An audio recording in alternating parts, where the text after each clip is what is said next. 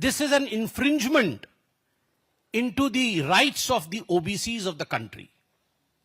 देश के जो पिछड़े वर्ग के हमारे बंधु हैं, ओबीसी वर्ग है, उनके अधिकारों में सेंधमारी हुई है।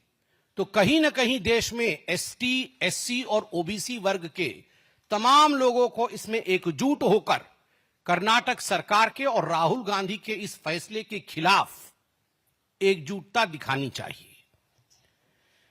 अगस्त 24, 2024, 24 अगस्त 2024 को 12 ऐसे कांग्रेस के मुस्लिम विधायक थे कर्नाटक के, जिन्होंने पहली बार इस विषय को लेकर एक पिटीशन तैयार किया था कि मुसलमानों के लिए कॉन्ट्रैक्ट्स में कर्नाटक में रिजर्वेशन होना चाहिए। और इन 12 मुस्लिम विधायकों के कहने पर आज सिद्धरमैया सरकार ने राहुल गांधी से कंसल्ट करने के पश्चात और राहुल गांधी की हामी के पश्चात इसे अमली जामा पहनाया है।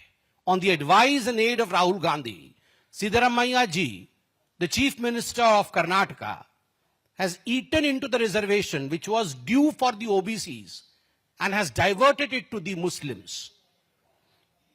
This is not only unconstitutional, but this is also misadventurous. ये केवल गैर संवैधानिक नहीं है। इस विषय को कोर्ट में सिद्ध कर पाना और लीगल फ्रेमवर्क में स्टैंड करना, यह भी अपने आप में बहुत बड़ा विषय रहेगा। कहीं ना कहीं यह बात आज मैं बिल्कुल खुल के कह सकता हूं कि यह जो डिसीजन कर्नाटक के सरकार ने लिया है, यह तुष्टीकरण की पराकाष्ठा है। This is height of appeasement. हमने तुष्टीकरण सदैव देखा है कि कांग्रेस पार्टी और ये कांग्रेस पार्टी के जो घटक दल है, इनकी राजनीति परिवारवाद, तुष्टीकरण के आधार पर और जातिवाद के आधार पर चलती है।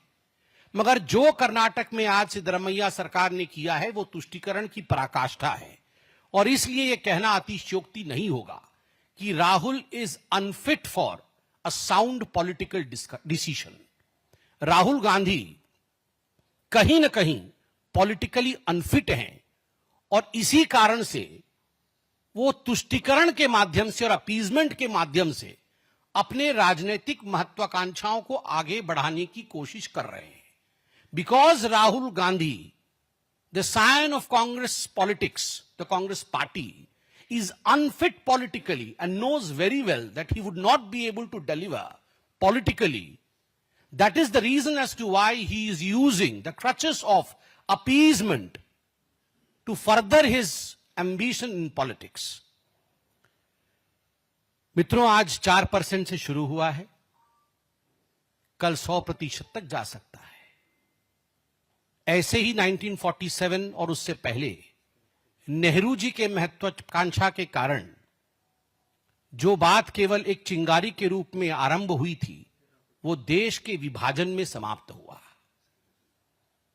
केवल और केवल नेहरू जी की महत्वाकांक्षा की I should be the prime minister of the country, मुझे राष्ट्राध्यक्ष बनना है, उसके लिए भारत मां के टुकड़े किए गए, बांटे गए। और आज राहुल गांधी उन्हीं के पद चिन्हों पर चलते हुए जो आज 4% से शुरू हुआ है, यह कहना अतिशयोक्ति नहीं होगा कि कल 100% करने की मनसा इन लोगों के अंदर है।